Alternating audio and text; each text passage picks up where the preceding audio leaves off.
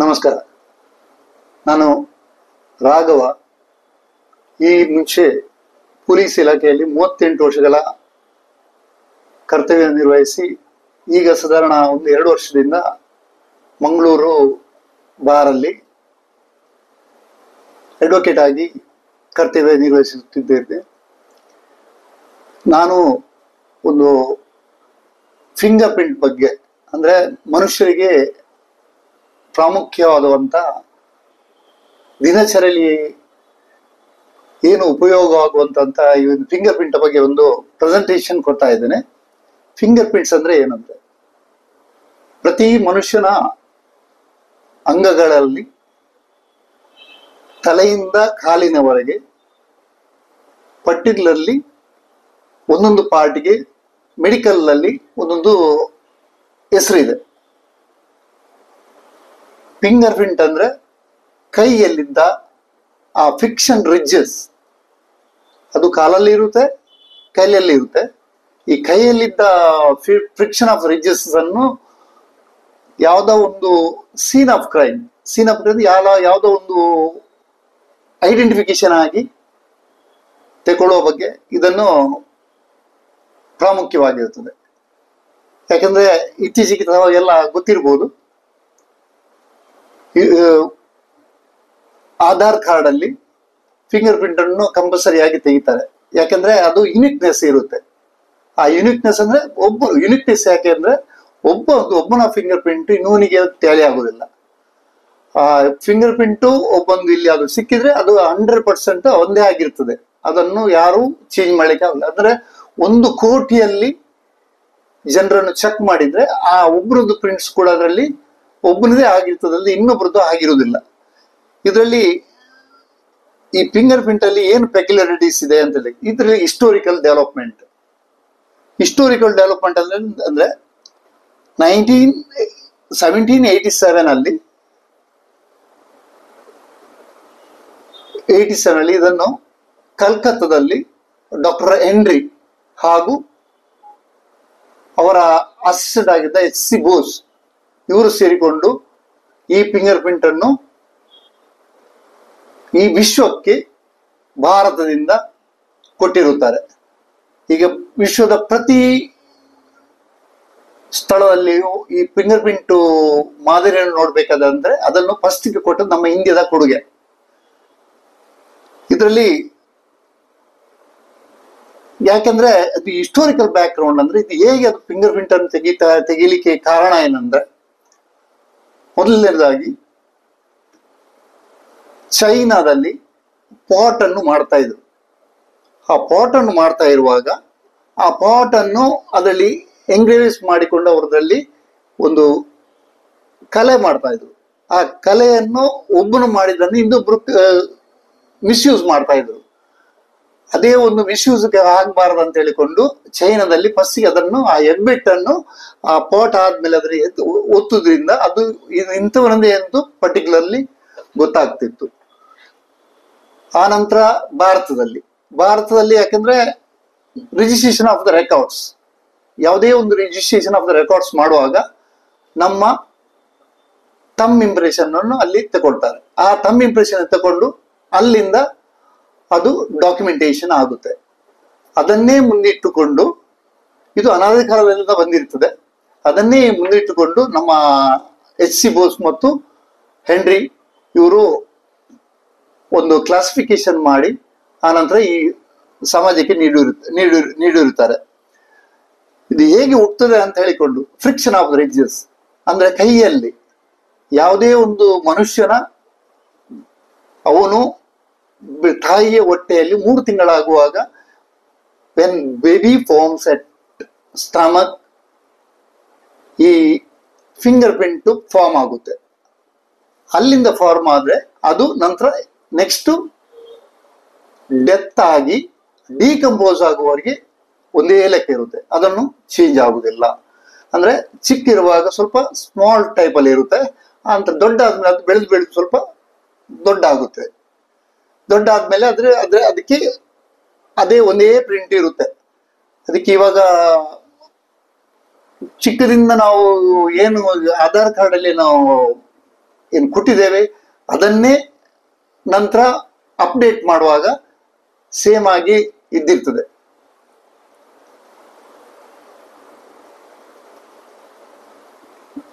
ಅದು ಅಲ್ಲದೆ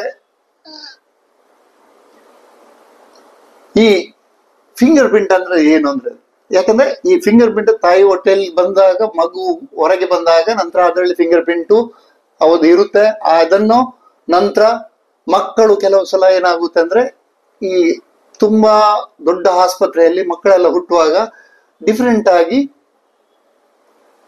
ಒಬ್ರು ಮಕ್ಕಳು ಇನ್ನೊಬ್ರು ಒಳಗೆ ಚೇಂಜ್ ಆಗುವ ಚಾನ್ಸಸ್ ಇದೆ ಅಂತ ಹೇಳಿಕೊಂಡು ಅದನ್ನು ತಗೊಳ್ತಾರೆ. ಯಾಕಂದ್ರೆ ಇವಾಗಂತೂ ಮಾಡರ್ನ್ ಬಂದಿದೆ ಡಿ ಎನ್ ಎ ಅಂತ ಹೇಳಿಕೊಂಡು. ಮೊದಲು ಎಲ್ಲ ಅದಿರ್ಲಿಲ್ಲ, ಖಾಲಿ ಫಿಂಗರ್ ಪ್ರಿಂಟ್ ಇಂದಲೇ ಅದು ಟ್ರೇಸ್ ಔಟ್ ಮಾಡ್ತಾ ಇದ್ರು. ಅಲ್ಲಿಂದ ಯಾಕಂದ್ರೆ ಇದು ಈ ಫ್ರಿಕ್ಷನ್ ಆಫ್ ರಿಡ್ಜಸ್. ಏನು ಫ್ರಿಕ್ಷನ್ ಆಫ್ ರಿಡ್ಜಸ್ ಅಂದ್ರೆ, ಫ್ರಿಕ್ಷನ್ ಅಂದ್ರೆ ಯಾವುದೇ ಒಂದು ಮನುಷ್ಯನು ಒಂದು ವಸ್ತುವನ್ನು ಹಿಡಿಬೇಕಾದ್ರೆ, ಅಂದ್ರೆ ಅವನು ಯಾವುದೇ ಒಂದು ವಸ್ತುವನ್ನು ಇಡಬೇಕಾದ್ರೆ ಹೀಗೆ ಅದಕ್ಕೆ ಎರಡು ಬೆರಳಲ್ಲಿ ಇಟ್ಕೊಳ್ಬೇಕು. ಆ ಎರಡು ಬೆರಳಲ್ಲಿ ಇಟ್ಕೊಳ್ಬೇಕಾದ್ರೆ ಆ ಫ್ರಿಕ್ಷನ್ ರಿಡ್ಜಸ್ ಅಲ್ಲಿ ಅದು ಕೆಳಗೆ ಬೀಳದ ಹಾಗೆ ಮಾಡ್ತದೆ, ಕೆಳಗೆ ಬೀಳದ ಹಾಗೆ ಆಗಿರುವುದರಿಂದ ಅದನ್ನು ಇದನ್ನು ಏನ್ ಕೈಯಲ್ಲಿ ಹಿಡಿದಿದೆ ಅದನ್ನು ಗಟ್ಟಿಯಾಗಿ ಇಟ್ಕೊಳ್ತದೆ. ಇದೇ ರೀತಿ ಹಲ್ಲಿ ಮೇಲೆ ಹತ್ತುವಾಗ ಅದರಲ್ಲಿ ಸ್ಮಾಲ್ ಫ್ರಿಕ್ಷನ್ ಇರುತ್ತೆ, ಆ ರಿಡ್ಜಸ್ ಇಂದಲೇ ಅದರ ಮೇಲಿಂದ ಹತ್ಕೊಂಡು ಹೋಗುತ್ತೆ. ಫ್ರಿಕ್ಷನ್ ರಿಡ್ಜಸ್ ಇರುವುದರಿಂದ ಈ ಗ್ಲಾಸ್ ಅನ್ನು ನಮಗೆ ನೋಡಿ ಎರಡು ಬೆರಳಲ್ಲಿ ಇಟ್ಕೊಳ್ಬಹುದು. ಇದು ಯಾಕಂದ್ರೆ ಆ ಏನ ಫ್ರಿಕ್ಷನ್ ರಿಡ್ಜಸ್ ಅದು ಅಂಟಿಗೊಟ್ಟಾದ್ಮೇಲೆ ಅದಕ್ಕೆ ಈ ಗ್ಲಾಸ್ ಅನ್ನು ಇಟ್ಕೊಳ್ಬಹುದು. ಇಲ್ಲದ್ರೆ ಹಾಗಲ್ಲ. ಅದೇ ಫ್ರಿಕ್ಷನ್ ರಿಡ್ಜಸ್ ಅಂದ್ರೆ, ಫ್ರಿಕ್ಷನ್ ರಿಡ್ಜಸ್ ಅಂದ್ರೆ ಮನುಷ್ಯನ ಈ ಫಸ್ಟ್ ಪೆಲೆನೆಂಟ್ ಅಂದ್ರೆ ಬೆರಳಲ್ಲಿ ಫಸ್ಟ್ ಪೆಲೆನೆಂಟ್ ಇದ್ದು, ಸೆಕೆಂಡ್ ಪೆಲೆನೆಂಟ್ ಇದ್ದು, ಥರ್ಡ್ ಪೆಲೆನೆಂಟ್ ಇದು, ಫೋರ್ತ್ ಪೆಲೆನೆಂಟ್ ಅಂತ ಹೇಳ್ತಾರೆ. ಈ ಫಸ್ಟ್ ಪೆಲೆನೆಂಟ್ ಅಲ್ಲಿ ಇರುವ ಏನ್ ರಿಡ್ಜಸ್ ಇದೆ ಆ ರಿಡ್ಜಸ್ ಅನ್ನೇ ನಾವು ಮೈನ್ಯೂಟ್ ಆಗಿ ನೋಡಿದ್ರೆ ಗೊತ್ತಾಗುತ್ತೆ. ನಮ್ಮ ಹಿಂದೂ ಶಾಸ್ತ್ರದಲ್ಲಿ ಹೇಳ್ತಾರೆ ಶಂಖ, ಚಕ್ರ, ಗದ, ಪದ್ಮ ಅಂತ ಹೇಳ್ಕೊಂಡು ಹೇಳ್ತಾರೆ. ಅದೇ ಶಂಖ ಇದ್ರಲ್ಲಿ ಫಿಂಗರ್ ಪ್ರಿಂಟ್ ಅಲ್ಲಿ ಅದನ್ನು ಶಂಖ ಮತ್ತು ಚಕ್ರ, ಆಮೇಲೆ ಚಕ್ರಾಕೃತಿ, ಶಂಖಾಕೃತಿ, ಆಮೇಲೆ ಗೋಪುರ ಆಕೃತಿ, ಅದರ ಮಿಕ್ಸೆಡ್, ಈಗ 4 ಟೈಪ್ ಅಲ್ಲಿ ನಾವು ಅದನ್ನು ಫಿಂಗರ್ ಪ್ರಿಂಟ್ ಆಗಿ ತಗೊಳ್ತೇವೆ. ಅದು ಇಂಡಿವಿಜುವಲಿಟಿ ಆಫ್ ಫಿಂಗರ್ ಪ್ರಿಂಟ್. ಅದು ಹೇಗೆಂದ್ರೆ ಅದು ಯುನಿಕ್ನೆಸ್ ಇರ್ತದೆ.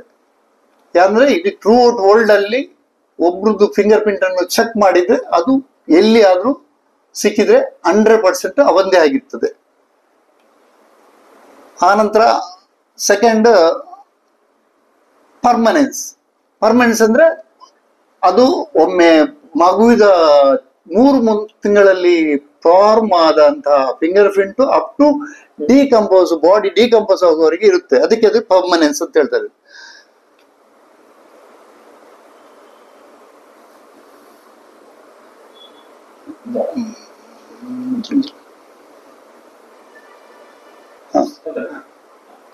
Specially for the recording, simplicity, recording ಅದನ್ನು ಸ್ಪೆಷಲ್ ಮಾಡಬಹುದು.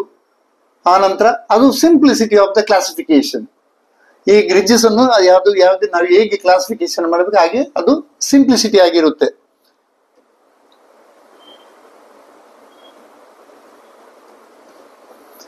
ಈಗ ಪ್ಯಾಟರ್ನ್, ಇದ್ರಲ್ಲಿ ಎಷ್ಟು ಪ್ಯಾಟರ್ನ್ ಇದೆ ಅಂತ ಹೇಳ್ಕೊಂಡು, ಯಾಕಂದ್ರೆ ನಾವು ಈಗ ಕೇಳಿದೆ, ನಾನು ಈಗ ಇವಾಗಲೇ ಹೇಳಿದೆ ಶಂಖಾಕೃತಿ, ಚಕ್ರಾಕೃತಿ, ಗೋಪುರಾಕೃತಿ ಮತ್ತು ಮಿಕ್ಸ್.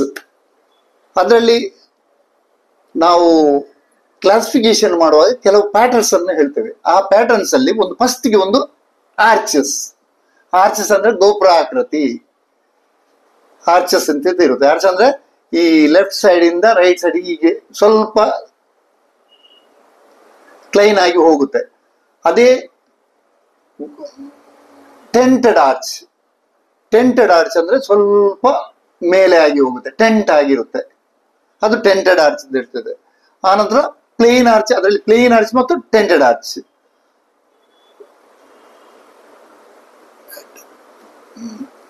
ಆನಂತರ ಲೂಪ್ ಅಂದ್ರೆ ಶಂಖಾಕೃತಿ. ಒಂದು ರೈಟ್ ಇಂದ ಲೆಫ್ಟ್ ಇಂದ ರೈಟ್ಗೆ ಹೋಗುತ್ತೆ. ಅದರಲ್ಲಿ ಇನ್ನೊಂದು ಅಲ್ನಾರ್ ಲೂಪ್ ಅಂದ್ರೆ ಲೆಫ್ಟ್ ರೈಟ್ ಇಂದ ಲೆಫ್ಟ್ಗೆ ಹೋಗುತ್ತೆ. ಇನ್ನೊಂದು ಲೆಫ್ಟ್ ಇಂದ ರೈಟ್ಗೆ ಬರುತ್ತೆ. ಇದನ್ನು ಎರಡು ಲೂಪ್ ಅಲ್ಲಿ ಎರಡು ಟೈಪ್ ಲೂಪ್, ಅಲ್ನಾರ್ ಲೂಪ್ ಮತ್ತು ರೇಡಿಯಲ್ ಲೂಪ್.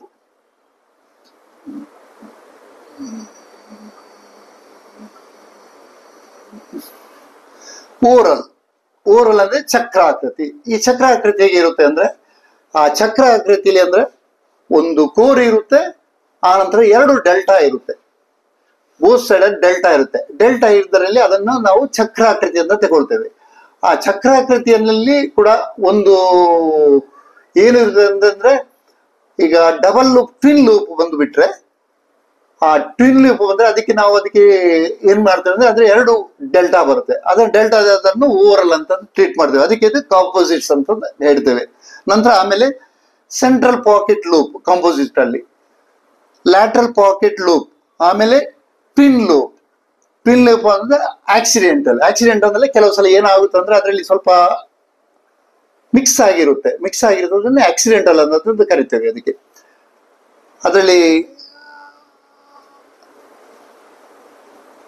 ಪರ್ಟಿಕ್ಯುಲರ್ಲಿ ಡಿಫ್ರೆಂಟ್ ಆಗಿ ಇರುತ್ತೆ.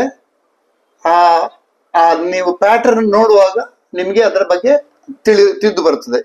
ಇದನ್ನು ಹೇಗೆ ಮಾಡ್ತಾರೆ ಅಂತ ಹೇಳಿಕೊಟ್ಟು, ಯಾಕಂದ್ರೆ ಯಾಕೆ ಅದನ್ನು ಯೂಸ್ ಮಾಡ್ತಾರೆ ಅಂದ್ರೆ, ಯಾಕಂದ್ರೆ ಪ್ರತಿಯೊಂದು ಮನುಷ್ಯಂದು 10 ಬೆರಳು ಇದ್ದೇ ಇರುತ್ತೆ.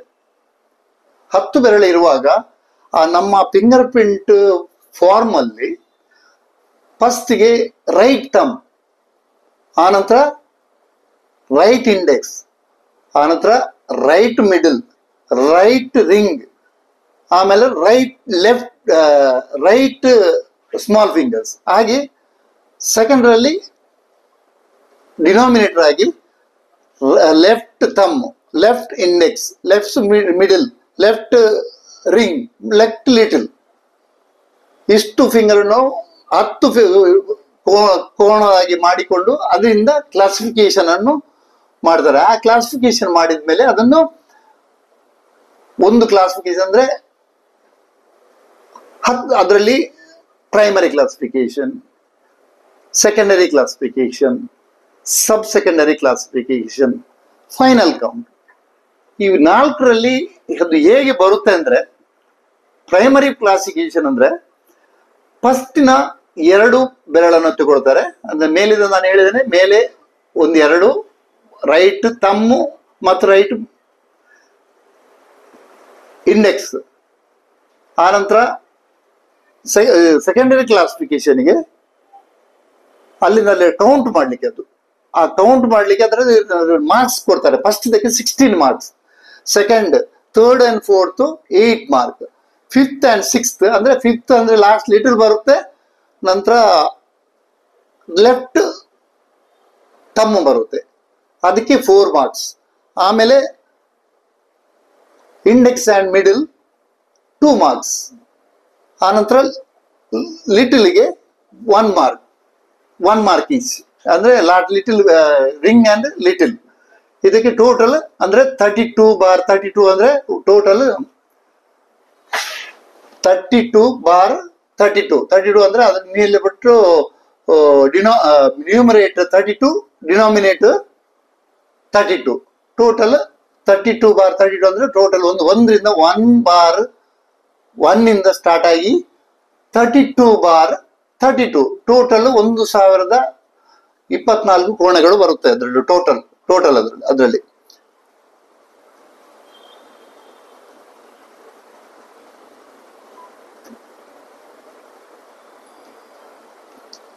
ಇದು ಹೇಗೆ ಬರುತ್ತೆ ಅದರಲ್ಲಿ, ಅದು ಯಾಕಂದ್ರೆ ಈ ಫಿಂಗರ್ ಪ್ರಿಂಟ್ ಹೇಗೆ ಅದು ಫಾರ್ಮ್ ಆಗುತ್ತೆ ಅಂತ ಹೇಳಿಕೊಂಡು, ಮನುಷ್ಯನ ಈ ಏನು ಫಿಂಗರ್ ಪ್ರಿಂಟ್ಸ್ ಇದೆ, ಆ ಫಿಂಗರ್ ಪ್ರಿಂಟ್ಸ್ ಅಲ್ಲಿ ಆ ರೇಖೆಗಳಿದ್ದಲ್ಲಿ ರೇಖೆಯಲ್ಲ ರಂಧ್ರ ಇದೆ.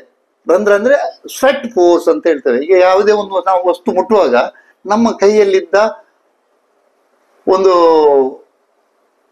ಫಿಂಗರ್ ಪ್ರಿಂಟ್ ಅದರಲ್ಲಿ ಹೀಗೆ ಮುಟ್ಟಿದ ಕೂಡಲೇ ಬೀಳುತ್ತೆ. ಆ ಬಿದ್ದ ಕೂಡಲೇ ಅದನ್ನು ನಾವು ಅದನ್ನು ಬೈ ಕೆಮಿಕಲ್ ಮೆಥಡ್, ಇಲ್ಲದ್ರೆ ಅಲ್ಟ್ರಾ ವೈಲೆಟ್ ಲೈಟ್, ಆಮೇಲೆ ಇಲ್ಲದ್ರೆ ಲೇಟೆಂಟ್ ಪ್ರಿಂಟ್. ಈಗ ನಾವು ತಗೊಂಡಾದ್ಮೇಲೆ ನಂತರ ಅದನ್ನು ಸೀನ್ ಆಫ್ ಕ್ರೈಮ್ ಅಲ್ಲಿ ನಾವು ಫಾರ್ಮ್ ಮಾಡಿದೆ. ಕೆಲವರು ಏನ್ ಮಾಡ್ತಾರೆ ಅಂದ್ರೆ, ಈ ಪ್ರತಿಯೊಂದು ಮನುಷ್ಯ ಬಂದು ಯಾವುದೋ ಒಂದು ವಸ್ತುವನ್ನು ಬಂದು ಮುಟ್ಟಿದ್ರೆ, ಆ ಮುಟ್ಟುವಾಗ ಏನಾಗುತ್ತೆ ಅಂದ್ರೆ ಅಲ್ಲಿ ಅವ್ರದ್ದು ಈ ಪ್ಲೇನ್ ಸರ್ಫೇಸ್ ಇದ್ದಲ್ಲಿ ಈ ಫಿಂಗರ್ ಪ್ರಿಂಟ್ ಫಾರ್ಮ್ ಆಗುತ್ತೆ.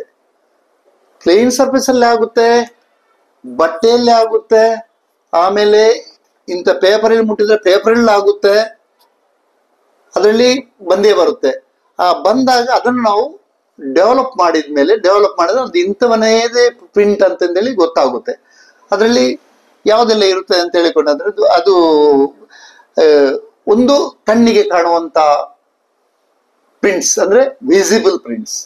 Second one plastic prints. Plastic ಅಂದ್ರೆ ಇವಾಗ ಏನಾದ್ರೂ ಒಂದು ರಕ್ತದ ಕಲೆ, ಡಾಮರ್ ಕಲೆ, ಎಣ್ಣೆಯ ಕಲೆ, ಅದನ್ನೆಲ್ಲ ನಾವು ಪ್ಲಾಸ್ಟಿಕ್ ಪ್ರಿಂಟ್ ಇದೆ. ಯಾಕಂದ್ರೆ ಅದನ್ನೆಲ್ಲ ನಾವು ಲಿಫ್ಟ್ ಮಾಡಕ್ ಆಗಲ್ಲ, ಅಲ್ಲಿ ಫೋಟೋಗ್ರಾಫ್ ಮಾಡ್ಬೇಕು, ಯಾಕಂದ್ರೆ ಅದು ಲೇಟೆಂಟ್ ಆಗಿರುತ್ತೆ. ನಂತರ ಆಮೇಲೆ ಲೇಟೆಂಟ್ ಪ್ರಿಂಟ್ಸ್ ಅಂದ್ರೆ ಕಣ್ಣಿಗೆ ಕಾಣದೇ ಇರುವಂತ, ಈಗ ನಾನು ಹೇಳಿದೆ ನಿಮ್ಗೆ ಯಾವಾಗಲೂ ಇಲ್ಲಿ ಮುಟ್ಟಿದ ಕೂಡಲೇ ನಿಮ್ಗೆ ಇಲ್ಲಿ ಬರುತ್ತೆ ಅಂತ ಹೇಳಿಕೊಂಡು, ಅದು ಈಗ ನಿಮ್ಗೆ ಇಲ್ಲಿ ಗೊತ್ತಾಗುದಿಲ್ಲ. ಈಗ ಇದ್ರಲ್ಲಿ ಇದನ್ನು ನಾವು ಪೌಡರ್ ಹಾಕಿ ನಾವು ಡೆವಲಪ್ ಮಾಡಿದ್ರೆ ಆ ಪ್ರಿಂಟು ಆಟೋಮೆಟಿಕಲಿ ಬರುತ್ತೆ. ಮೊಬೈಲಲ್ಲಿ ಬರುತ್ತೆ, ಬುಕ್ ಅಲ್ಲಿ ಬರುತ್ತೆ, ಯಾವುದೋ ವಸ್ತುಲ್ಲಿ ಕ್ಲೀನ್ ಸರ್ಫೇಸ್ ಇದ್ದಲ್ಲಿ ಬರುತ್ತೆ. ನಂತರ ಆಮೇಲೆ ಈಗ ನಾವು ಥಿಂಕ್ ಮಾಡ್ತೇವೆ ಏನು ಗೊತ್ತಾ, ಇದರಲ್ಲಿ ಬಾಕಿ ಬಟ್ಟೆಯಲ್ಲೆಲ್ಲ ಬರ್ಲಿಕ್ಕೆ ಅದರಲ್ಲಿ ನಾವು ಏನ್ ಮಾಡ್ಬೇಕು ಅಂತ ಹೇಳಿಕೊಂಡು, ಬಟ್ಟೆಯಲ್ಲಿ ಬರುವಾಗ ಬಟ್ಟೆಯಲ್ಲಿ ಕುತ್ತಿಗೆ ಹಿಡಿದ್ರು ಕೂಡ ಬಟ್ಟೆಯಲ್ಲಿ ಕೂಡ ಬರುತ್ತೆ. ಅದನ್ನು ನಾವು ಅಲ್ಟ್ರಾ ವೈಲೆಟ್ ಲೈಟ್ ಇಂದ ಹಾಕಿಕೊಂಡು ನಂತರ ಆಮೇಲೆ ಅದನ್ನು ಡೆವಲಪ್ ಮಾಡಿದ್ರೆ ಆ ಪ್ರಿಂಟ್ಸು ನಾನು ಚೆಕ್ ಮಾಡ್ಬೋದು. ಯಾಕಂದ್ರೆ ಒಂದು ಮನೆಯಲ್ಲಿ ಈಗ ಅಂತ ಹೇಳ್ತಾರೆ, ಒಂದು 10 ಜನ ಮನೆಯಲ್ಲಿ ಇರ್ತಾರೆ, ಯಾರ್ದೋ ಒಬ್ಬನದು ಪ್ರಿಂಟ್ ಇರುವಾಗ ಅವನು ಒಂದು ವೇಳೆ ಅನ್ನಿಸ್ಬಿಡ ಆ ಪ್ರಿಂಟ್ ಇದ್ರೆ, ಆ ಮನೆಯಲ್ಲಿ ಅವನು ಇದ್ರೆ ಅವಂದೇ ಆಗಿರ್ಬೇಕು, ಯಾವ್ದು ಮುಟ್ಟಿರ್ಬೋದು. ಅವನು ಅಲ್ಲದ ಇನ್ನೊಂದು ಥರ್ಡ್ ಪರ್ಸನ್ ಇರುವಾಗ ಅದು ಲೇಟೆಂಟ್ ಪ್ರಿಂಟ್ ಅಂದ್ರೆ ಇನ್ನೊಬ್ರು ಥರ್ಡ್ ಪರ್ಸನ್ ಯಾರು ಥೆಫ್ಟ್ ಮಾಡ್ಲಿಕ್ಕೆ ಬಂದಾನೆ, ಇಲ್ಲದ್ರೆ ಏನಾದ್ರು ಮಿಸ್ಯೂಸ್ ಮಾಡಿದಾನೆ ಅದು ಇರುತ್ತೆ. ಡೆವಲಪ್ ಮಾಡಿಕೊಂಡು ನಂತರ ನಾವು ಆದ್ಮೇಲೆ ಈಗಂತೂ ಅದನ್ನು ಐಡೆಂಟಿಫಿಕೇಶನ್ ಮಾಡ್ಲಿಕ್ಕೆ ಈಸಿ. ಯಾಕಂದ್ರೆ ಈ ಪ್ರಿಂಟ್ ಸಿಕ್ಕಿದ್ರೆ ಕೂಡ್ಲೆ ನಾವು ಐಡೆಂಟಿಫಿಕೇಶನ್ ನಮ್ಮ ಆಧಾರ್ ಕಾರ್ಡ್ ಅಲ್ಲಿ ನೋಡಿದ್ರೆ ಅದ್ರ ಸೇಮ್ ಪ್ರಿಂಟ್ಸ್ ಅದು ಇರುತ್ತೆ, ಈಸಿ. ಮತ್ತೆ ಇಲ್ಲೇ ಇದ್ರೆ ಏನಾದ್ರು ಈ ಒಫೆನ್ಸ್ ಮಾಡಿದವ್ರದ್ದು ಪ್ರೀವಿಯಸ್ಲಿ ಅವರು ಏನು ಒಫೆನ್ಸ್ ಮಾಡ್ತಾರೆ, ಆ ಒಫೆನ್ಸ್ ಮಾಡುವಾಗ ಅವ್ರದ್ದು ಪ್ರಿಂಟ್ ಅನ್ನು ಸ್ಟೋರ್ ಮಾಡಿರ್ತಾರೆ. ಆ ಸ್ಟೋರ್ ಮಾಡಿರುವಾಗ ಅದರಲ್ಲಿ ನಾವು ಫ್ಯಾಕ್ಟ್ ಅಂತ ಮಿಷಿನ್ ಇದೆ, ಆ ಮಿಷಿನ್ ಅಲ್ಲಿ ಅದು ಹಾಕಿದ ಕೂಡಲೇ ಅದ್ರ ನಿಯರ್ ಬೈ ಒಂದು 15 ಕೊಟ್ಟು ಬಿಡ್ತದೆ. ಅದನ್ನೊಂದು ಮ್ಯಾನುವಲ್ ಅಲ್ಲಿ ನಾವು ಅದನ್ನು ನೋಡ್ಬೋದು. ನೋಡಿದ್ಮೇಲೆ ನಂತರ ಅದನ್ನು ಇಂಥವನ್ನ ಇದು ಆಗಿದೆ ಅಂತ ಹೇಳ್ಕೊಂಡು ಇದನ್ನು ಮಾನ್ಯ ನ್ಯಾಯಾಲಯಕ್ಕೆ ಕೊಡ್ಬೋದು. ಇಲ್ಲದ್ರೆ ಬೇರೆಯವರು ಏನಾದ್ರು ತಪ್ಪು ಮಾಡಿದ್ರೆ ಅದಕ್ಕೆ ಕೊಡ್ಬೋದು. ಯಾಕಂದ್ರೆ ಇಲ್ಲಿ ಇವರು ಬಂದಿದ್ದಾನೆ ಇಲ್ವೋ ನಾನು ವಿಸಿಬಿಲಿಟಿ, ಯಾಕಂದ್ರೆ ಯಾವುದೇ ಒಂದು ಮನುಷ್ಯ ಒಂದು ಒಳಗೆ ಬರ್ಬೇಕಾದ್ರೆ ಒಂದು ಪ್ರಿಂಟ್ ಇರ್ಬೇಕು. ತಪ್ಪಿದ್ರೆ ಅವನು ಯಾರಾದ್ರೂ ಒಂದು ಬೆರಳಚ್ಚು, ಕಾಲಿನಚ್ಚು ತಪ್ಪಿದ್ರೆ ಏನು ಮಾತಾಡುವಾಗ ಒಂದು ಸ್ಪಿಟ್ ಇರ್ತದೆ, ಇಲ್ಲದ್ರೆ ಒಂದು ವೇಳೆ ಕೂದಲು ಬೀಳಿದ್ರೆ DNA ಅಲ್ಲಿ ಮಾಡ್ತಾರೆ. ಆ DNA ಮಾಡಿದ್ರೆ ಅದನ್ನ ಸರ್ಚ್ ಮಾಡಿದ್ರು ಕೂಡ ನಾವು ಬೀಳುತ್ತೆ. ಬರುವುದಿಲ್ಲ ಅಂತ ಹೇಳಿಕ್ಕಾಗಲ್ಲ. ಈಗ ನಾವೇ ಬಂದು ಇಲ್ಲಿ ಕೂತ್ಕೊಂಡು ಒಳಗೆ ಕೂತ್ಕೊಳ್ಳುವಾಗ ಆಟೋಮೆಟಿಕ್ಲಿ ನಮ್ಮ ಬೆನ್ನಲ್ಲಿದ್ದ ಬೆವರು ಈ ಚೇರಿಗೆ ತಾಗುವಾಗ ನನ್ನನ್ನು ಬಿಟ್ಟು ಥರ್ಡ್ ಪರ್ಸನ್ ಬಂದು ಇನ್ನೊಬ್ಬನದ್ದು ಬೇರೆ DNA ಬೇರೆ ಇದೆ ಅಂತ ಹೇಳಿದ್ರೆ ಅದು ಥರ್ಡ್ ಪರ್ಸನ್ ಬಂದಿದ್ದಾನೆ ಅಂತ ಹೇಳಿಕೊಂಡು ಪ್ರೂಫ್ ಅದಕ್ಕೆ. ಮತ್ತೆ ಆಮೇಲೆ ಏನಾದ್ರು ಸರ್ಚ್ ಮಾಡ್ತೇವೆ. ಸರ್ಚ್ ಮಾಡುವಾಗ ಒಳಗೆ ಬರುವಾಗ ಯಾವ್ದಾವುದು ಒಂದು ಕೂದಲು ನೀರಿಗೆ ಇಲ್ಲಿ ಬಿದ್ದಿರ್ತದೆ. ಆ ಬಿದ್ದಾಗ ಆ ಕೂದಲು ಸರ್ಚ್ ಮಾಡಿಕೊಂಡು ಈಗ ಇಲ್ಲಿ ಎಷ್ಟು ಜನ ಬಂದಿದ್ದಾರೆ, 10 ಜನ ಬಂದಿದ್ರೆ 10 ಜನದಲ್ಲಿ ಯಾರ್ದಾದ್ರು ಟ್ಯಾಲಿ ಆಗುದಿಲ್ಲ, ಇನ್ನೊಬ್ರು ಥರ್ಡ್ ಪರ್ಸನ್ ಯಾವ್ದಾವುದು ಇನ್ನೊಂದು ಇದೆ ಅಂತಂದ್ರೆ 100% ಥರ್ಡ್ ಪರ್ಸನ್ ಇಲ್ಲಿ ಬಂದಿದ್ದಾನೆ ಅಂತ ಹೇಳಿಕೊಂಡು ನಾವು ಪ್ರಿಸಮ್ ಮಾಡ್ಬೋದು. 100% ಮತ್ತೆ ಅದು ಎಕ್ಯುರೇಟ್ ಅದೇ ಯುನಿಕ್ನೆಸ್ ಎಕ್ಯುರೇಟ್ ಅದೆಲ್ಲ ಹೇಳ್ತೇವಲ್ಲ, ಅದೇ ಆ ಟೈಪ್ ಅಲ್ಲಿ searching. Development of finger prints development ಹೇಗೆ ಮಾಡ್ಬೋದು ಅಂತ ಹೇಳಿಕೊಂಡು ಈಗ ನಾನು ಈಗಲೇ ಹೇಳಿದೆ. ಈಗ ಇದನ್ನು ಮುಟ್ಟಿದ್ರೆ ನಮ್ಗೆ ಈ ಕೆಲವು ಗ್ಯಾಡ್ಜೆಟ್ಸ್ ಇದೆ. ಯಾಕಂದ್ರೆ ಇದು ಆಸ್ಟ್ರಿಚ್ ಬ್ರಷ್ ಅಂತ ಹೇಳ್ತೇವೆ. ಇದರಲ್ಲಿ ಆಸ್ಟ್ರಿಚ್ ಬ್ರಷ್, ಆಮೇಲೆ ಇದು ಲೆನೆನ್ ಟೆಸ್ಟರ್ ಅಂತ ಹೇಳ್ತೇವೆ, ಲೆನೆನ್ ಟೆಸ್ಟರ್. ಆಮೇಲೆ ಇದು ಭೂತ ಕನ್ನಡಿ ಅಂದ್ರೆ ಮ್ಯಾಗ್ನಿಫೈಡ್ ಗ್ಲಾಸ್. ಅದರಿಂದ ನಾವು ನೋಡಿಕೊಂಡು ಅದರಲ್ಲಿ ಗೊತ್ತಾಗುತ್ತೆ. ಯಾಕಂದ್ರೆ ನಿಮ್ಗೆ ಇವಾಗ ನಾನು ನಿಮ್ಗೆ ಇದ್ರ ಮುಂಚೆನೆ ತೋರಿಸಿದ್ದೇನೆ ಒಮ್ಮೆ, ಏನು ಇದರಲ್ಲಿ ನೋಡಿ ಮುಟ್ಟಿದ್ರೆ ಬರುತ್ತಾ ಅಂತ ಹೇಳಿಕೊಂಡು. ನೋಡಿ ನಾನೀಗ ಇಲ್ಲಿ ನೋಡಿ, ಇಲ್ಲಿ ಒಂದು ಮುಟ್ತಾ ಇದೆ ನೋಡಿ, ಇಲ್ಲಿ. ಈಗ ನಿಮ್ಗೆ ಇದು ಕಾಣ್ತಾ ಇದೆಯಾ? ಇಲ್ಲ, 100% ಕಾಣ್ತಾ ಇಲ್ಲ. ಇದನ್ನೇ ನಾನು ಡೆವಲಪ್ ಮಾಡ್ತೇನೆ ಹೇಗೆ ಅಂದ್ರೆ, ನೋಡಿ ಪ್ರಿಂಟ್ ಅನ್ನು ಪೌಡರ್ ಅನ್ನು ಹಾಕಿ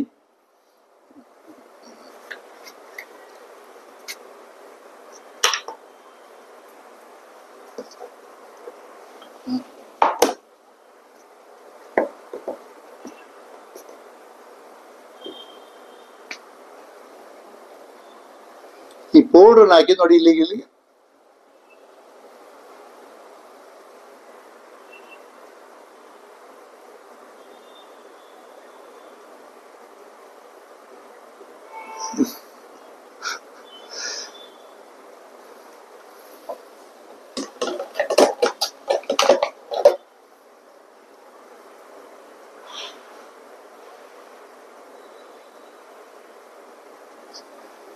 ನೋಡಿ, ನಾ ಪ್ರಿಂಟ್ ಮಾಡಿದ ಪ್ರಿಂಟ್, ಅಲ್ಲಿ ನಾ ಮುಟ್ಟಿದ ಪ್ರಿಂಟ್ ಇದೆ, ಅದು ನಂದೇ.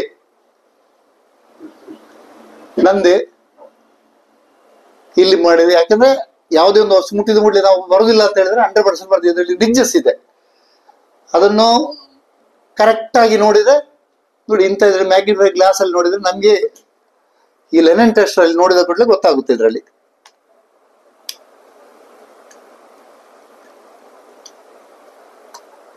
ಎಷ್ಟು ರಿಡ್ಜಸ್ ಇದೆ ಅಂತ ಹೇಳಿಕೊಂಡು ಕರೆಕ್ಟ್ ಆಗಿ ಗೊತ್ತಾಗುತ್ತೆ. ಆನಂತರ ಇವಾಗ ಅದನ್ನು ನಾವು ಚೆಕ್ ಮಾಡಿಕೊಂಡು, ಈಗ ಒಂದೆಲ್ಲ ಇದು ಡಿಸ್ಪ್ಯೂಟೆಡ್, ಅದು ಇಲ್ಲಿ ಸಿಕ್ಕಿದ್ದು. ಆನಂತರ ನಾವು ಅದನ್ನು ಇನ್ನೊಂದು ಚೆಕ್ ಮಾಡ್ಬೇಕಂತ ಇದ್ರೆ ಅದರಲ್ಲಿ ಯಾವ್ದು ಎಷ್ಟು ಜನ ಬಂದಿದ್ದಾರೆ, ಇವು 4 ಜನ ಬರ್ಬೋದು, 10 ಜನ ಬರ್ಬೋದು, 100 ಜನ ಬರ್ಬೋದು, ಇಲ್ಲ ಅದರದ್ದು 1,000, 1 ಕೋಟಿ ಜನ ಬರ್ಬೋದು. 1 ಕೋಟಿ ಜನರದ್ದು ಖಾಲಿ ನೋಡುವಾಗಲೇ ಅದು ಈ ಪ್ರಿಂಟ್ ನೋಡುವಾಗಲೂ ಗೊತ್ತಾಗುತ್ತೆ. ಯಾಕಂದ್ರೆ ಅದು ಇರ್ತದೆ, ನಮ್ಮ ಫ್ಯಾಕ್ಸ್ ಮಿಷಿನ್ಗೆ ಕೊಟ್ಟು ಬಿಟ್ರೆ ಅದು ಇಮಿಡಿಯೇಟ್ ಆಟೋಮೆಟಿಕ್ ಸರ್ಚ್ ಮಾಡ್ತದೆ. ನಿಯರ್ ಬೈ ಒಂದು 10 ರಿಂದ 15 ಸರ್ಚ್ ಮಾಡಿ ಕೊಡ್ತದೆ. ಅದನ್ನು ನಾವು ಮತ್ತೆ ಮ್ಯಾನುವಲ್ ಮಾಡಿದ್ರೆ ಮ್ಯಾನುವಲ್ ಮಾಡಿಕೊಂಡು ಮಾಡ್ಬೋದು, ಯಾವುದು ಅಕ್ಯುರೇಸಿ ಮಾಡ್ಬೋದು, ಐಡೆಂಟಿಫಿಕೇಶನ್ ಮಾಡ್ಬೋದು.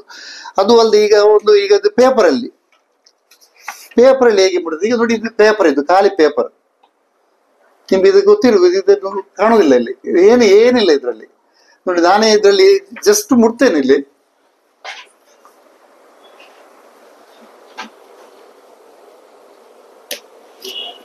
ನೋಡಿ ಇಲ್ಲಿ ಮುಟ್ಟಿದ್ದೇನೆ. ಇಲ್ಲಿ ಮುಟ್ಟಿದ್ಮೇಲೆ ಇಲ್ಲಿ ನಿಮ್ಗೆ ಕಾಣ್ಬೋದು, ಈಗ ಕಾಣ್ತದೆ ಯಾವ್ದಾದ್ರು ಇದೆ ಅಂತ ಹೇಳಿಕೊಂಡು ಕಾಣ್ತದ?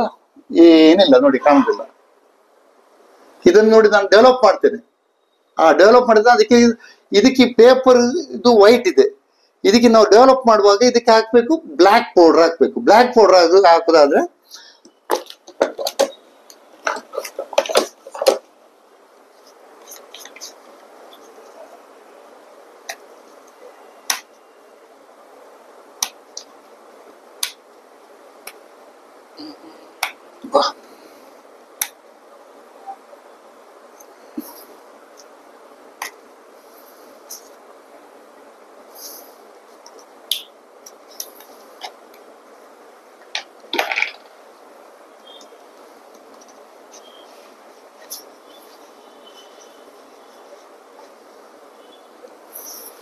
ನೋಡಿ, ಬ್ಲ್ಯಾಕ್ ಪೌಡರ್ ಹಾಕಿದ್ದೀನಿ. ಇಲ್ಲಿ ಹಾಕೊಂಡು ಬ್ಲ್ಯಾಕ್ ಪೌಡರ್ ಅನ್ನು ಮೂವ್ ಮಾಡ್ತೀನಿ ನೋಡಿ.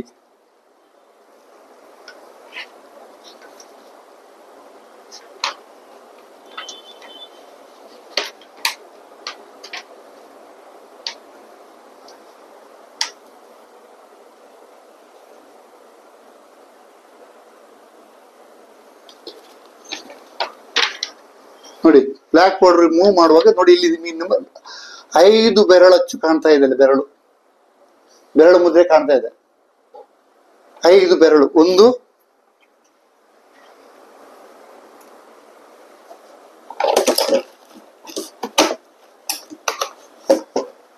ನೋಡಿ, 1 ಇಲ್ಲಿ, ಸೆಕೆಂಡ್ 1, ಥರ್ಡ್, ಫೋರ್ತ್ ಮತ್ತೊಂದು ಇಲ್ಲಿ ಒಂದಿದೆ 50, ಅದು ಫಿಫ್ತ್ ಬಂದಿಲ್ಲ ಇಲ್ಲಿ ನೋಡಿ. 1 2 3 4 5 ಇಲ್ಲಿದೆ. 1 2 3 4 5. ಇದೊಂದು ಮ್ಯಾಜಿಕ್ ಶೋ ಮಾಡಿದ ಹಾಗೆ. ಯಾಕಂದ್ರೆ ಈ ಪೌಡರ್ ಮಾಡುವಾಗ, ಪೌಡರ್ ಹಾಕುವಾಗ ಆ ಪೌಡ್ರು ಬ್ಲ್ಯಾಕ್ ಪೌಡರ್ ಮತ್ತು ವೈಟ್ ಅಂತ ಇದೆ ಅಂತಂದ್ರೆ ಅದಕ್ಕೆ ಬ್ಲ್ಯಾಕ್ ಹಾಕ್ತೇವೆ, ಬ್ಲ್ಯಾಕ್ ಇದೆ ಅಂತಂದ್ರೆ ವೈಟ್ ಹಾಕ್ತೇವೆ, ವೈಟ್ ಇಲ್ಲದ್ರೆ ಕಾಂಪೊನೆಂಟ್ಸ್ ಪೌಡರ್ ಹಾಕ್ತೇವೆ. ಪೌಡರ್ ಹಾಕ್ಬಿಟ್ಟು ನಾವು ಬೆರಳುಗಳನ್ನು ಇದು ಸರ್ಚ್ ಮಾಡ್ತೇವೆ, ಅದು ಸಿಗುತ್ತೆ. ಯಾಕಂದ್ರೆ ಕೆಲವರು ಹೇಳ್ತಾರೆ ನಾನು ಅಲ್ಲಿ ಬಂದೇ ಇಲ್ಲ ಅಂತ ಹೇಳಿಕೊಂಡು, ಅವಾಗ ಇದ್ರಲ್ಲಿ ಇದು ಅವರ ಫಿಂಗರ್ ಪ್ರಿಂಟ್ ಅನ್ನು ಅವ್ರು ಯುನಿಕ್ನೆಸ್ ಅದು 100% ಅವ್ರು ಬಂದಿದ್ದಾರೆ ಅಂತ ಹೇಳಿಕೊಂಡು ಅವ್ರು ತಪ್ಪಿಸ್ಲಿಕ್ಕೆ ಆಗುದಿಲ್ಲ.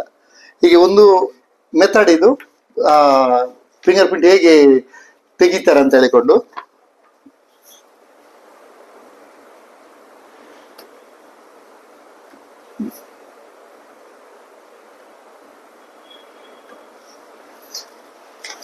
ಈಗ ನಿಮ್ಗೆ ನಾನು ತೋರಿಸಿದ್ರಿ ಹೇಗೆ ಪೌಡರ್ ಹೇಗೆ ಅಪ್ಲೈ ಮಾಡೋದು, ಹೇಗೆ ಮಾಡ್ಬೇಕು. ಯಾಕಂದ್ರೆ ಈ ಆಸ್ಟ್ರಿಚ್ ಬ್ರಷ್ ಇದೆ, ಆ ಬ್ರಷ್ ಪ್ರಕಾರ ಹೀಗೆ ಅಪ್ಲೈ ಮಾಡಿದ ಕೂಡಲೇ ಆಟೋಮೆಟಿಕ್ಲಿ ಅದು ಫಾರ್ಮ್ ಅದು ಗೊತ್ತಾಗುತ್ತೆ ಎಲ್ಲಿದೆ ಅಂತ ಹೇಳಿಕೊಂಡು. ನೋಡಿ ಈ ಫಾರ್ಮ್ ಹೀಗೆ ಮಾಡಿ ತೆಗೆಯುವಾಗ ಫುಲ್ ಬರುತ್ತೆ ಇದು.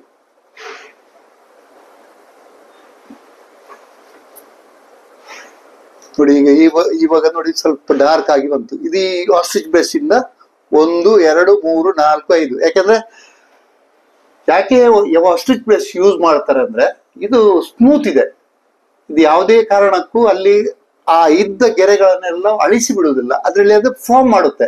ಆ ಫಾರ್ಮ್ ಹೇಗೆ ಆಗುತ್ತೆ ಅಂದ್ರೆ ಅದು ಹೇಗೆ ಈಗ 5 ಬೆರಳು ಹೀಗೆ ಬಂದಿದೆ, ಹೀಗೆ ಬಂತು, ನಾವು ಬೇರೆಯವ್ರು ಮುಡ್ತೀವಿ ಅದು ಬರುದಿಲ್ವಾ ಅಂತ ಹೇಳಿಕೊಂಡು. ಹಾಗೆಲ್ಲ ಇದ್ರಲ್ಲಿ ಹೇಗಿರ್ತದೆ ಅಂದ್ರೆ ಈ 5 ಬೆರಳು ಬರ್ಲಿಕ್ಕೆ ಕಾರಣ ಮನುಷ್ಯನ ಬರುವಂತಹ ಈ ಗ್ರಂಥಿಗಳಲ್ಲಿ ಬೆವರು ಹೊರ ಬರುತ್ತದೆ. ಆ ಬೆವರು ಹೊರ ಬರುವಾಗ ಅದರಲ್ಲಿ 99% ನೀರು ಇರ್ತದೆ, ರಿಮೈನಿಂಗ್ 1% ಮಾತ್ರ ನಮ್ಮ ಮನುಷ್ಯನಲ್ಲಿದ್ದ ಏನು ಫ್ಯಾಟ್ ಅದರಲ್ಲಿ ಇರುತ್ತೆ. ಆ ಫ್ಯಾಟ್ ಅನ್ನು ಮುಟ್ಟಿದ ಕೂಡಲೇ ಆ ಫ್ಯಾಟ್ ಅಲ್ಲಿ ಉಳ್ಕೊಳ್ತದೆ, ನೀರಲ್ಲಿ ಆವಿಯಾಗಿ ಹೋಗುತ್ತೆ. ಆವಿಯಾಗಿ ಹೋಗಿ ನಂತರ ಆಮೇಲೆ ಆ ಫ್ಯಾಟ್ ಅಲ್ಲಿ ಇದ್ದಲ್ಲಿ ನಾವು ಈ ಪೌಡರ್ ಹಾಕಿ ಹೋಗೋ ಕೂಡಲೇ ಅದು ಆ ಪೌಡ್ರು ಮರ್ಕ್ಯುರಿಕ್ ಪೌಡರ್ ಅದರಲ್ಲಿ ಹೋಗಿ ಫಾರ್ಮ್ ಆಗುತ್ತೆ. ಫಾರ್ಮ್ ಆಗಿಕೊಂಡು ನಂತರ ಫಿಂಗರ್ ಪ್ರಿಂಟ್ ಟ್ರೇಸ್ ಆಗುತ್ತೆ. ಇದು ಕೆಲವರಿಗೆ ಕೆಲವರಿಗೆ ಡೌಟ್ ಇದೆ, ಏನಂದ್ರೆ ಸರ್ ಎಷ್ಟು ಸಮಯ ಇರ್ಬೋದು ಈ ಫಿಂಗರ್ ಪ್ರಿಂಟ್ ಒಳಗೆ ಅಂತ ಹೇಳಿದ್ರು. ಒಂದು ಯಾವುದೇ ಇದರಲ್ಲಿ ಅಟ್ಮಾಸ್ಫಿಯರ್ ಅಲ್ಲಿ ಮಳೆ ನೀರು ಆಗಿ ಬರದೇ ಇದ್ದಂತ ಪ್ಲೇಸ್ ಅಲ್ಲಿ ಕ್ಲೋಸ್ ಆಗಿದೆ, ಅದು ನೀರಲ್ಲಿ ಬಿಟ್ಟು 1 ವರ್ಷನೂ ಏನಾಗಲ್ಲ, ಹಾಗೆ ಇರುತ್ತೆ. ಮುಟ್ಲಿಕ್ಕೆ ಅದನ್ನು ಡಿಸ್ಟರ್ಬ್ ಮಾಡಿದ್ರೆ ಹಾಗೆ ಇರುತ್ತೆ. ಅದನ್ನು ಸ್ವಲ್ಪ ಧೂಳು ಅಂಟಿರ್ತದೆ, ಆ ಧೂಳಲ್ಲಿ ಅದಕ್ಕೆ ನಾವು ಹಾಕಿದ್ರೆ ಅದು ಪೌಡರ್ ಹಾಕುವಾಗ ಪೌಡರ್ನು ಟೆಕ್ನಿಕಲಿ ಅದನ್ನು ಯೂಸ್ ಮಾಡಿಕೊಂಡು ಆನಂತರ ಅದನ್ನು ಲಿಫ್ಟ್ ಮಾಡ್ಬೋದು. ಇಲ್ಲಿ ಈಗ ಇದು ಹೇಳಿದ ನಾನೊಂದು ಲೇಟೆಂಟ್ ಪ್ರಿಂಟ್ ಅಂತ, ಇದು ಲೇಟೆಂಟ್ ಪ್ರಿಂಟ್ ಮಾತ್ರ. ಮತ್ತು ಪ್ಲಾಸ್ಟಿಕ್ ಪ್ರಿಂಟ್ ಏನಂತ, ಪ್ಲಾಸ್ಟಿಕ್ ಪ್ರಿಂಟ್ ಅಂದ್ರೆ ಆ ಪ್ಲಾಸ್ಟಿಕ್ ಪ್ರಿಂಟ್ ಅಂದ್ರೆ ಈ ಒಂದೊಳ್ಳೆ ಎಣ್ಣೆದು ಬೀರುತ್ತೆ, ಎಣ್ಣೆದು ಯಾವುದೇ ಒಂದು ಎಣ್ಣೆದು ಸ್ವಲ್ಪ ಬಿದ್ದಾಗ ಆವಾಗ ನೋಡಿ, ಈಗ ನಾನು ಇದ್ರೆ ನಂದು ಮೊಬೈಲಲ್ಲಿ ನಾನೊಂದು ಸ್ವಲ್ಪ ನೋಡಿ ಎಣ್ಣೆ ಹಚ್ತೇನೆ. ಈಗ ಎಣ್ಣೆ ಹಚ್ಚುವಾಗ ಹೇಗೆ ಬರ್ತದೆ ಅಂತ ನೋಡಿ.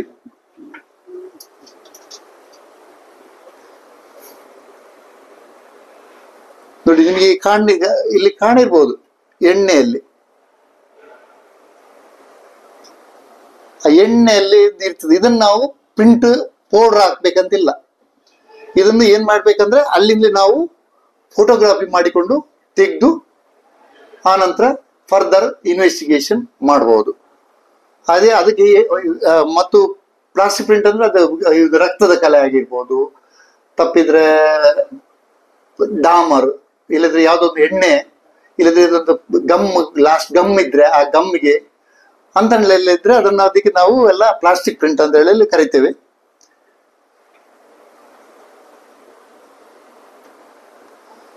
ಅದು ಯಾವ ಮೆಥಡ್ ಅಲ್ಲಿ ಅಂತ ಹೇಳಿಕೊಂಡು, ಯಾವ ಮೆಥಡ್, ಒಂದು ಸಿಲ್ವರ್ ನೈಟ್ರೇಟ್ ಡೆವಲಪ್ಮೆಂಟ್ ಮತ್ತು ನೈಟ್ರೋಡಿನ್ ಡೆವಲಪ್ಮೆಂಟ್, 2 ಟೈಪ್ ಅಲ್ಲಿ. ಈಗ ನಾನು ತೋರಿಸಿದ್ದೀನಿ ಏನು ಸಿಲ್ವರ್ ನೈಟ್ರೇಟ್ ಡೆವಲಪ್ಮೆಂಟ್, ಅದು ಅಂದ್ರೆ ನೈಟ್ರೇಟ್ ಡೆವಲಪ್ಮೆಂಟ್ ಅಂದ್ರೆ ಸೇಮ್ ಅದೇ ಸಿಸ್ಟಮ್ ಅಲ್ಲಿ ನಾವು ತಗೊಳ್ತೇವೆ.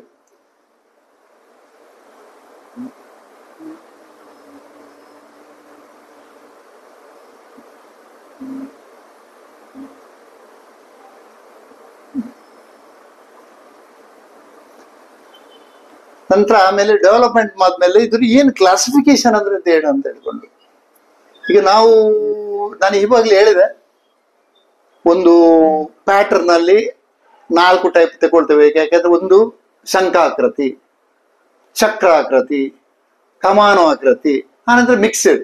ಈ 4 ಟೈಪ್ ಮಾತ್ರ ನಾವು ಅದಕ್ಕೆ ಕ್ಲಾಸಿಫಿಕೇಶನ್ ತಗೊಳ್ತೇವೆ. ಕ್ಲಾಸಿಫಿಕೇಶನ್ ತಗೊಳ್ತೇವೆ ಯಾಕಂದ್ರೆ ಅದು ನಮ್ಮ ಫಿಂಗರ್ ಪ್ರಿಂಟ್ ಫಾರ್ಮ್ ಅಲ್ಲಿ ನಾವು ನ್ಯೂಮರೇಟರ್ ಅಂಡ್ ಡಿನಾಮಿನೇಟರ್ ಥಿಂಕ್ ಮಾಡಿಕೊಂಡು ಆ ಪಾಯಿಂಟ್ ಫಸ್ಟ್ ಇಂದ, ಯಾಕಂದ್ರೆ ನೋಡಿ ಇವಾಗ ಕೊಡುವಾಗ ಒಂದು ಯಾವುದೇ ಒಂದು ಕೋಣೆ ಮಾಡುವಾಗ ಅದು ಹೀಗಿರ್ತದೆ. ಯಾಕಂದ್ರೆ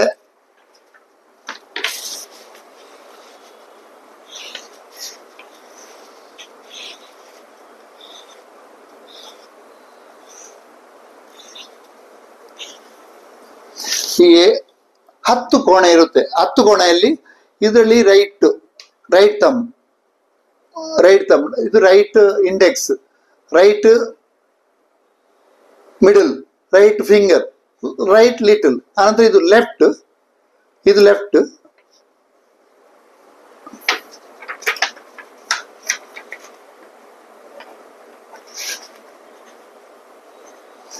left thumb, left index, left middle, left ring, left little. ಈ ಹಾಕೊಂಡು ಈ 2 ಕೋಣೆಗೆ 16, ಇದು 2 ಕೋಣೆಗೆ 8,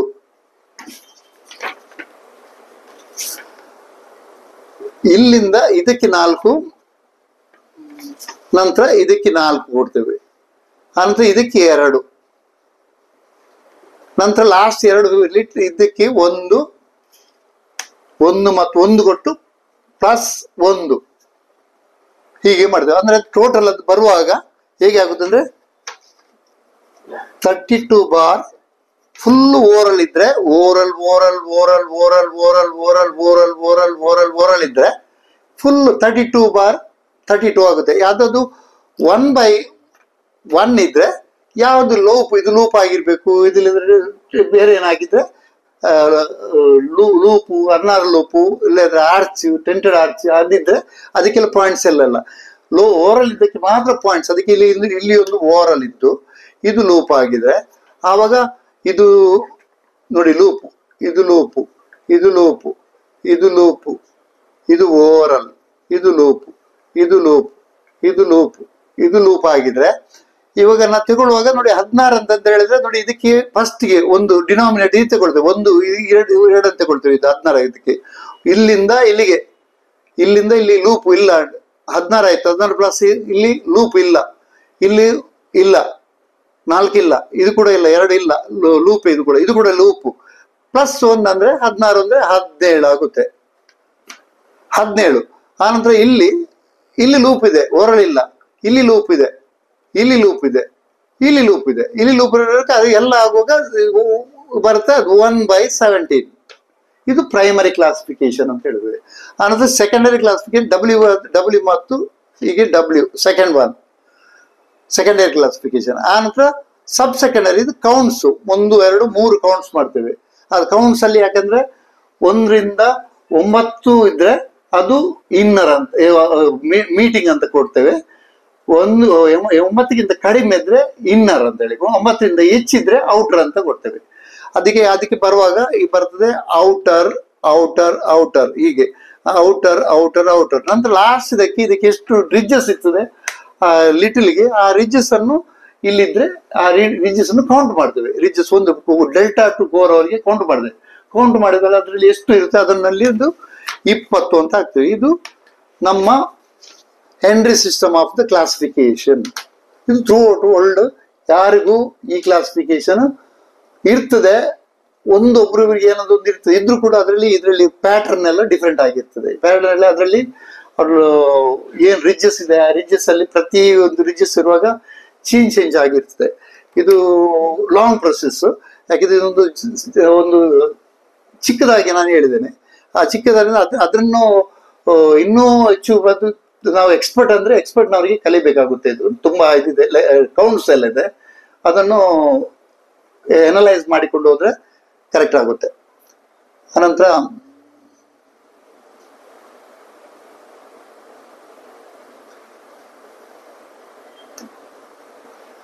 ಅದು ಕಂಪ್ಯಾರಿಸನ್ ಫಿಂಗರ್ ಪ್ರಿಂಟ್ಸ್. ಯಾಕಂದ್ರೆ ಈಗ ಒಂದು ಯಾವುದೇ ಒಂದು ಫಿಂಗರ್ ಪ್ರಿಂಟ್ ಸಿಗುತ್ತೆ ಇದರಲ್ಲಿ, ಸಿಕ್ಕ ಮೇಲೆ ಆ ಪ್ರಿಂಟ್ಸ್ ಅನ್ನು ನಾವು ಏನ್ ಮಾಡ್ತಂದ್ರೆ ಈ ಪ್ರಿಂಟ್ ಅನ್ನು ತೆಗೆದ ಕೂಡದು ನಂತರ ಅವ್ರದ್ದು ಅಡ್ಮಿಟ್, ಇದು ಕ್ವಶನ್ ಅಲ್ಲಿ ಸಿಕ್ಕಿದ ಪ್ರಿಂಟು, ನಂತರ ನಾವು ಅಡ್ಮಿಟೆಡ್ ಆ ಪ್ರಿಂಟ್ ಅನ್ನು ತೆಗೆದು ಅದರಲ್ಲಿ ಫೋಟೋಗ್ರಾಫಿ ಮಾಡ್ತೇವೆ.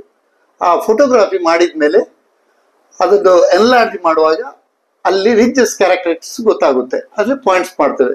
ಯಾಕೆಂದ್ರೆ ಅದು ರೂಲಿಂಗ್ ಇದೆ, ಒಂದು supreme court ruling 12 point compulsory ಇರ್ಲೇಬೇಕಂತ ಹೇಳಿಕೊಂಡು, ಆ ಕಂಪಲ್ಸರಿ 12 ಪಾಯಿಂಟ್ ಇಲ್ಲೇ ಇದ್ರೆ ಒಂದು 5-6 ಪಾಯಿಂಟ್ ಅಲ್ಲಿ ಕೊಡ್ಬೋದು. ಯಾಕಂದ್ರೆ ಪಾರ್ಷಿಯಲ್ ಪ್ರಿಂಟ್, ಕೆಲವರು ಹೇಳ್ತಾರೆ ಫುಲ್ ಪ್ರಿಂಟ್ ಬರೋದಿಲ್ಲ, ಪಾರ್ಷಿಯಲ್ ಬರ್ತದೆ, ಆ ಪಾರ್ಷಿಯಲ್ ಕೂಡ ಕೊಡ್ಬೋದ್ರೆ ಎಕ್ಸ್ಪರ್ಟ್ ಇದು ಕನ್ವಿನ್ಸ್ ಮಾಡೋದು ರೆಸ್ಪಾನ್ಸಿಬಿಲಿಟಿ, ನ್ಯಾಯಾಲಯಕ್ಕೆ ಕನ್ವಿನ್ಸ್ ಮಾಡೋದು ಎಕ್ಸ್ಪರ್ಟ್ ಇದು ರೆಸ್ಪಾನ್ಸಿಬಿಲಿಟಿ.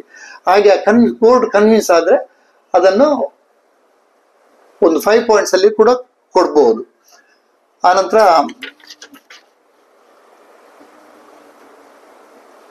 ಇದು ಏನು ಪ್ರಿಂಟ್ಸ್ ಅಂದ್ರೆ ಪಾಮ್ ಪ್ರಿಂಟ್ಸ್ ಅಂದ್ರೆ, ಈಗ ಪಾಮ್ ಪ್ರಿಂಟ್ಸ್ ಅಂದ್ರೆ ಈಗ ನಾವು ಏನ್ ಮಾಡ್ತೇವೆ ಅಂದ್ರೆ ಈ ಫುಲ್ಲು ಒಂದು ಪ್ರಿಂಟ್ ಇದ್ದಾಗ ನಾವು ಕೈಯಲ್ಲಿ ಫುಲ್ಲು ಈಗ ಹಾಕಿದ್ರೆ ಅದು ಬಂದ್ರೆ ಫುಲ್ ಪ್ರಿಂಟ್ ಬಂದ್ರೆ ಫುಲ್ ಇರ್ತದೆ, ಎಲ್ಲ ಪಾಮ್ ಪ್ರಿಂಟ್ ಅಂತ ಇರ್ತದೆ. ಆ ಪಾಮ್ ಪ್ರಿಂಟ್ ಅಂದ್ರೆ ಯಾಕಂದ್ರೆ ಅದು ಈ ಪೆಲೆನೆಂಟ್ ಅಲ್ಲ, ಫಸ್ಟ್ ಪೆಲೆನೆಂಟು ಅಂತದ್ದಲ್ಲ, ಅಲ್ಲಿಂದ ಇದ್ದ ಕೆಳಗಿದ್ದ ಎಲ್ಲ ಇಲ್ಲಿವರೆಗೆ ಬರುತ್ತೆ. ಬಂದಾದ್ಮೇಲೆ ಇದರಲ್ಲಿ ಕೂಡ ನಾವು ಅದನ್ನು ಕ್ಲಾಸಿಫಿಕೇಶನ್ ಮಾಡ್ಲಿಕ್ಕೆಲ್ಲ ಒಪಿನಿಯನ್ ಕೊಡ್ಬೋದು. ಯಾಕಂದ್ರೆ ಇಂಥ ಪ್ಲೇಸ್ ಅಲ್ಲಿ ಯಾಕಂದ್ರೆ ಇದು ಈ ಪ್ಲೇಸ್ ಅಲ್ಲಿ ಎಷ್ಟಿದೆ, ಎಷ್ಟು ರಿಜಸ್ ಇದೆ, ಅದು ಹೇಗೆ ಕ್ಲಾಸಿಫಿಕೇಶನ್ ಇದೆ, ಅದನ್ನು ನಾವು ಕೊಡ್ಬೋದು. ಕೊಟ್ಟು ಅದು ಎಕ್ಸ್ಪರ್ಟ್ ಕೊಡ್ಬೋದು ಅದಕ್ಕೆ ಪಾಮ್ ಪ್ರಿಂಟ್ಸ್.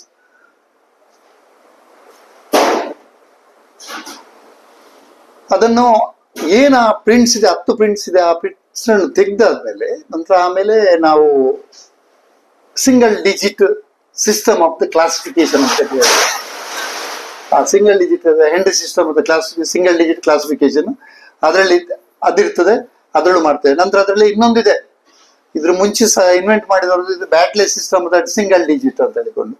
ಆಮೇಲೆ automated finger print system, automated ಅದದ್ದು ನಾನು ಹೇಳಿದೆ ಈಗ ಫ್ಯಾಕ್ಟ್ಸ್ ಅಂತ ಹೇಳಿದೆ.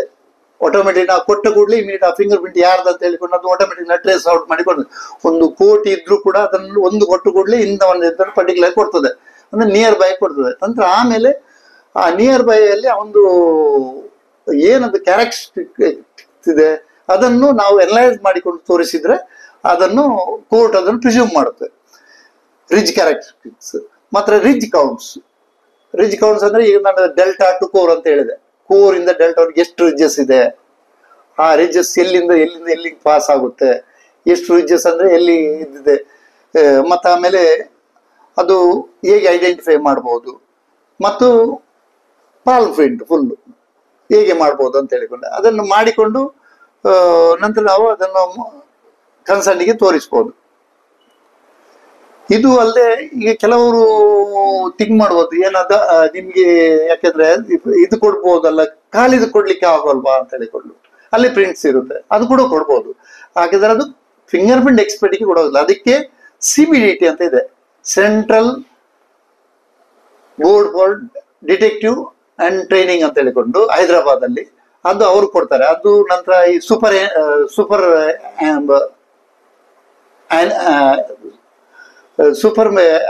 ಅಮ್ಯುನೇಷನ್ ಅಂತ ಹೇಳಿದ್ರೆ, ಯಾಕಂದ್ರೆ ಅದರಲ್ಲಿ ಏನಾಗುತ್ತೆ ಅಂದ್ರೆ ಒಬ್ಬ ಮನುಷ್ಯಂದು ಸ್ಕಲ್ ಸಿಕ್ಕಿದ್ರೆ ಆ ಸ್ಕಲ್ಲಿಗೆ ಅದ್ರ ನಂತರ ಅದನ್ನು ಎಲ್ಲ ಸೂಪರ್ ಅನ್ಯುನೇಷನ್ ಮಾಡಿಕೊಂಡು ಆ ಸ್ಕಲ್ ಅನ್ನು ಫುಲ್ ಫೋಟೋಗ್ರಫಿ ಮಾಡ್ತಾರೆ. ಫೋಟೋ ಮಾಡುವಾಗ ಅದನ್ನು ಆ ಸಿಸ್ಟಮ್ ಅಲ್ಲಿ ಅದನ್ನು